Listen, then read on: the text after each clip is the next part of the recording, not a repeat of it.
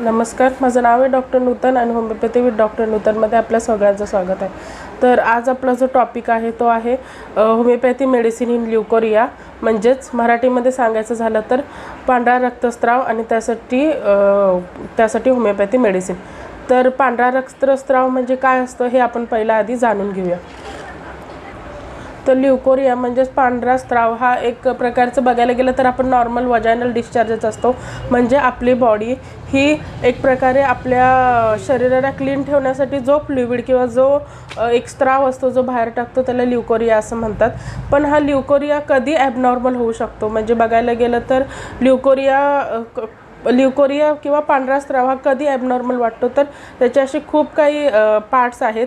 म्हणजे नॉर्मल वेगळं आणि ॲबनॉर्मल वेगळं। तर ॲबनॉर्मल आणि नॉर्मली मी या दोन्ही गोष्टी तुम्हाला सांगणार आहे, त्याचबरोबर होमिओपॅथी मेडिसिनसुद्धा सांगणार आहे। तर हा व्हिडिओ शेवटपर्यंत पाहत राहा आणि माझ्या चॅनलला सबस्क्राईब करा। तर आपण साईड बाय साईड बघणार आहोत की ॲबनॉर्मल कसा असतो आणि नॉर्मल कसा असतो।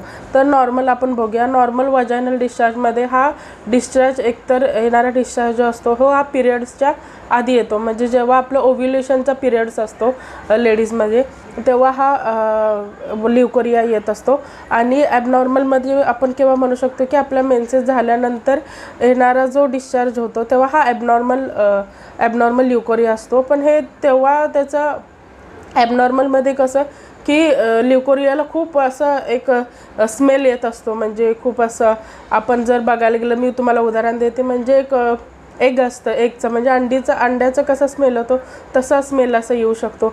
आणि नॉर्मली ल्युकोरिया हा व्हाईट असतो आणि ॲबनॉर्मली ल्युकोरिया हा जो असतो तो खूप ब्ल्यूइश कलर आणि थोडंसं चॉकलेटी किंवा असं स्टिकी, म्हणजे जर आपण साई जर अशी आपल्या हातावर घेतली तर साईचे कसे दाणे दाणे दिसतात तसं जे असतं ते ॲबनॉर्मल ल्युकोरियामध्ये दिसतं। आणि हा ल्युकोरिया एकतर होऊ शकतो यामध्ये नॉर्मलमध्ये इचिंग होत नाही, मी नीट सांगते, नॉर्मल ल्युकोरियामध्ये इचिंग होत नाही आणि ॲबनॉर्मल ल्युकोरियामध्ये खूप इचिंग होते पेशंटला। आणि नॉर्मलमध्ये बघायला गेलं तर पेशंटला बॅक पेन, हिप पेन होत नाही। पण तेच जर ॲबनॉर्मल असेल, ॲबनॉर्मल पांढरा स्त्राव असेल किंवा पांढरा ल्युकोरिया असेल तर तेव्हा पेशंटला हिप पेन होतं, बॅक पेन पण होतं, पेशंटची खूप चिडचिड होते आणि खूप वेगळा स्मेल येतो त्या पेशंटला। आणि तो कसा जर आपण नॉर्मल ल्युकोरिया बघायला गेला तर तो एक थोडासाच होतो, पण ॲबनॉर्मल ल्युकोरिया जो होतो तो खूप होतो। म्हणजे जेव्हा लेडीज पेशंट किंवा लेडीज युरिनला जातात तेव्हा पण तो ल्युकोरिया होऊ शकतो। आणि असाच ल्युकोरिया आपण 3 कॅटेगरीमध्ये डिवाईड करणार आहोत। तर असाच ल्युकोरिया हा 3 गोष्टींमध्ये होतं, एक म्हणजे चिल्ड्रन, एक म्हणजे प्रेग्नंट लेडीज आणि एक म्हणजे अडल्ट्स, म्हणजे जे 25च्या पुढे असतात किंवा जे 30-35, 25च्या पुढे आपण अडल्ट म्हणू शकतो। तर लहान मुलांमध्ये काय होत असतं ल्युकोरिया, तर लहान मुलांमध्ये होणारा ल्युकोरिया असतो हा त्यांच्या इस्ट्रोजन डेफिशियन्सी म्हणजे इस्ट्रोजन इन्क्रीज झाल्यामुळे होतं। आणि कधीकधी इस्ट्रोजन हे आईकडूनच वाढतं, त्यामुळे हा होणारा ल्युकोरिया हा लहान मुलांमध्ये पण असतो।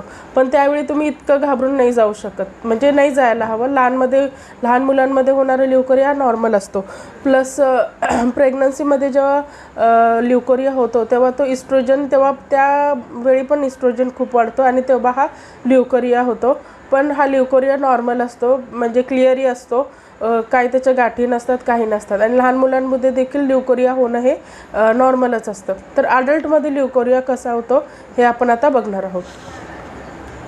तर ॲडल्टमध्ये होणारा जो ल्युकोरिया असतो तर तेव्हा पेशंटला खूप इचिंग होते, बॅक पेन होतं, हिप पेन पण होतं आणि पेशंट खूप इरिटेबल होतं। तर असा हा ल्युकोरिया असतो। आणि ल्युकोरियामुळे इतकं ते चिकट असते की त्यांचे जे अंडरगार्मेंट्स असतात, म्हणजे जे आंतरवस्त्र वापरतात त्यांना पण हा चिटकतो आणि ते खूप इचिंग होतं।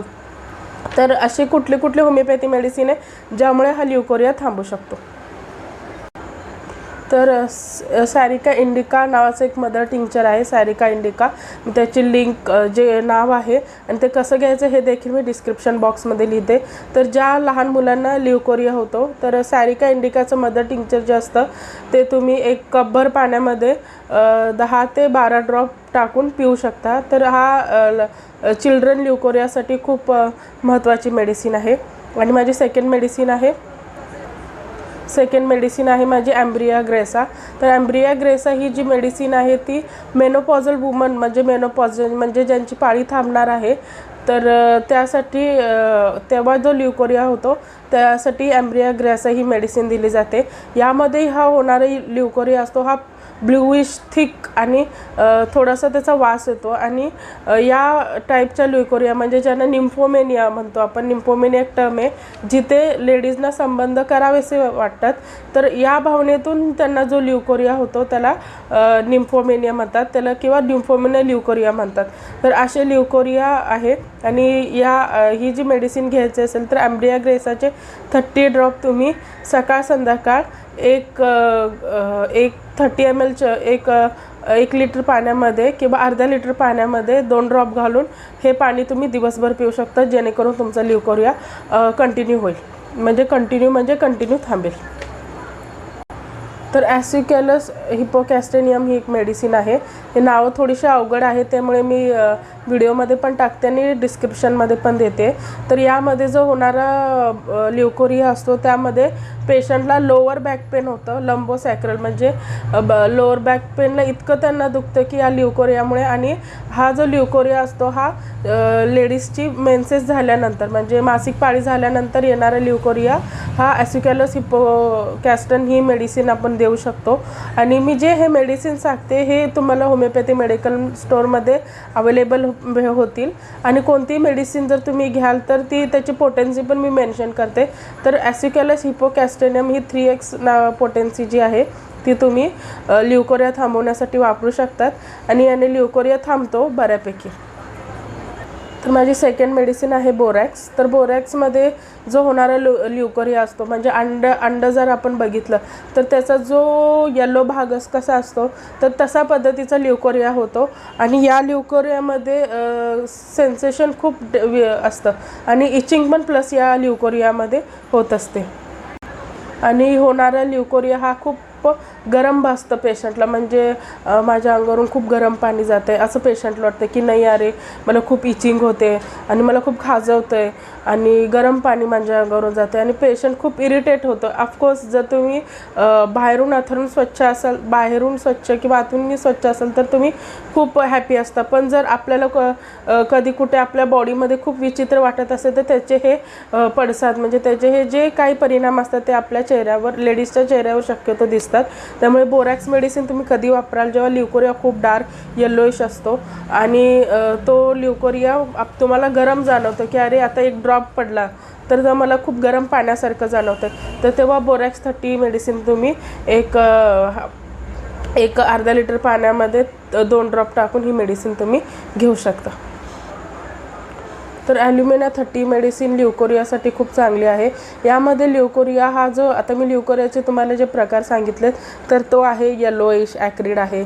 तर यामध्ये जो ॲल्युमिनाचा 30चा ल्युकोरिया असतो हा ट्रान्सपरंट असतो, म्हणजे खूप असं म्हणजे आपल्याला ज्यात गाठी दिसत नाहीत काही नाही किंवा चीजी व्हाईट दिसत नाही तर ट्रान्सपरंट ल्युकोरिया असतो. तर त्यामध्ये ॲल्युमिना 30 मेडिसिन वापरू शकतो. आणि यामध्ये होणारा ल्युकोरिया हा खूप शक्यतो दिवसा होत असतो. काही असे होमिओपॅथीमध्ये जे मेडिसिन आहेत जे रात्री पण ल्युकोरिया होऊ शकतो, पण ॲल्युमिनाचा जो होणारा ल्युकोरिया आहे तो हा दिवसा होतो. तर अशा प्रकारे मी आतापर्यंत 4 मेडिसिन सांगितलेत. जरी मेडिसिन तुम्हाला कळली नसेल तर डिस्क्रिप्शन बॉक्समध्ये मी त्याचं सगळं लिहून देते, म्हणजे जे टाईप करते किंवा जे तुम्हाला समजेल असं लिहून ठेवते ते तुम्ही वाचा. जर काही शंका असतील तर त्या कॉमेंट करा आणि माझ्या व्हिडिओला लाईक करा, शेअर करा, सबस्क्राईब करा. थँक्यू.